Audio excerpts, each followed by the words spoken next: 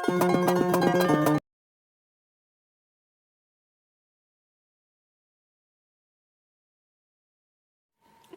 छात्रों, आप सभी का मेरे चैनल पर स्वागत है।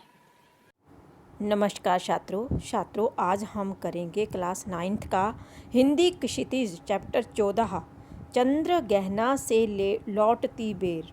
चंद्र गहना से लौटती बेर कविता का कवि परिचय। पहले हम जान लेते हैं कवि के बारे में। चंद्र गहना से लौटती बेर कविता के कवि केदारनाथ अग्रवाल का जन्म बांदा जिले के कमासिन नामक गांव में हुआ था। तो कमासिन नामक गांव में किसका जन्म हुआ छात्रों?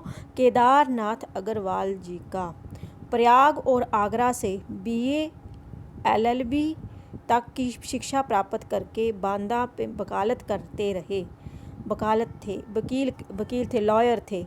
हिंदी के प्रसिद्ध प्रगतिवादी कवियों में अग्रवाल जी का नाम बड़े आदर के साथ लिया जाता है।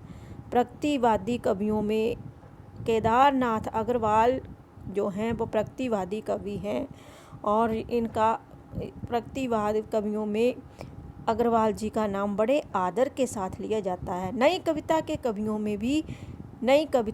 कवियों में भी केदारनाथ का नाम शीर्ष पंक्ति में आता है। सर्वहारा वर्ग के प्रति सहानुभूति मीन सबके प्रति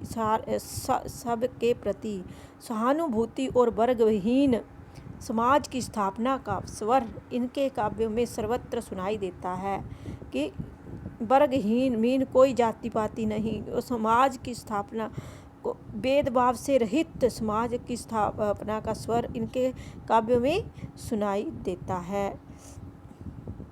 तो अब जान लेते अग्रवाल जी की कविताओं में कहीं भी बनावटीपन, कृत्रिमता या अनावश्यक अलंकारों की चकाचौंध नहीं है। मीन अग्रवाल जी की कविताएं जो हैं सीधी हैं, एक सार की तरह।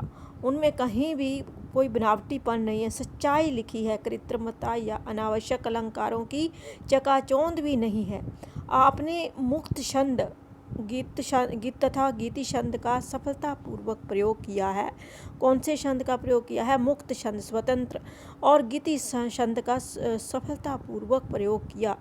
आपका शब्द चयन बड़ा सटीक और भावों की बिंबात्मक अभिव्यक्ति, इनका जो शब्द चयन है छात्रों वह बहुत ही सटीक है और भावों में बिंबात्मक अभिव्यक्ति है। अनायास ही हमारा ध्यान आकर्षित करते हैं, ये हम अपनी ओर हमारा ध्यान आकर्षित कर लेते हैं। प्रकृति के प्रति उत्कट प्रेम एवं सौंदर्य चेतना का अनूठा संगम आपकी रचनाओं में दृष्टिगोचर होता है।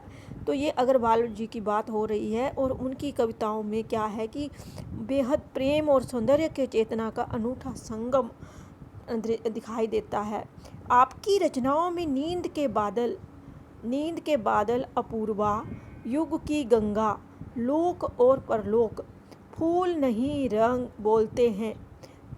रंग बोलते आदि का समावेश होता है।